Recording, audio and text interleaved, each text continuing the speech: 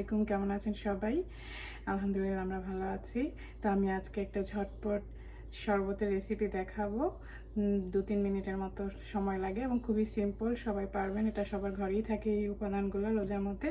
তো আমি এই শরবতের রেসিপিটা পেয়েছি লাকি আপুর ভিডিও থেকে, লাকি সুমন ব্লগস। তো আমি ট্রাই করেছি, ভালো লেগেছে, তাই ভাবলাম আপনাদের সাথে শেয়ার করি। এটা বানাতে আমার প্রথমে যেটা লাগবে সেটা হচ্ছে মিল্ক, তারপর রুয়াবজা। রুয়াবজা এটার মধ্যে, কারণ আমি ঘরে বানাই রুয়াবজা, তো এতটুকুই আছে, শেষ হয়ে গিয়েছে, তো ভাবলাম আজকে এটা বানিয়ে ফেলি। আর হচ্ছে 7 আপ বা স্প্রাইট, তো আমি স্প্রাইট ইউজ করছি। আমার কাছে 0 সুগার স্প্রাইট আছে। আমি সবই ঠান্ডা নিয়েছি। আর নিব আইস। তো প্রথমে আমি মিল্ক দিয়ে দিই।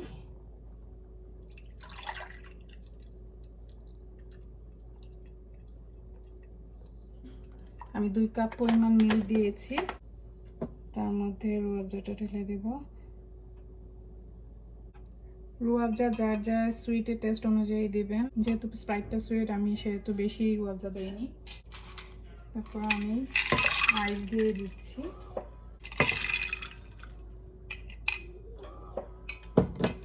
আমি স্প্রাইটটা দিয়ে দিচ্ছি।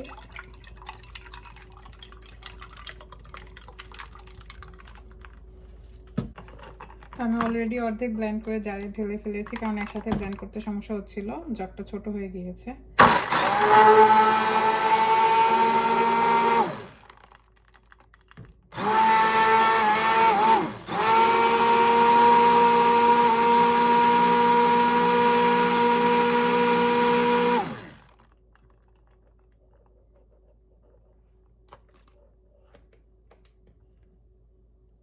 এই তো হয়ে গেল সিম্পল। আমার এতটুকু হয়েছে। 2 কাপ দুধ, 500 ml সোডা দিয়ে ট্রাই করে দিবেন। এটা আসলে অনেক মজা লাগে, এটা ফিজি ফিজি ভাব আনে।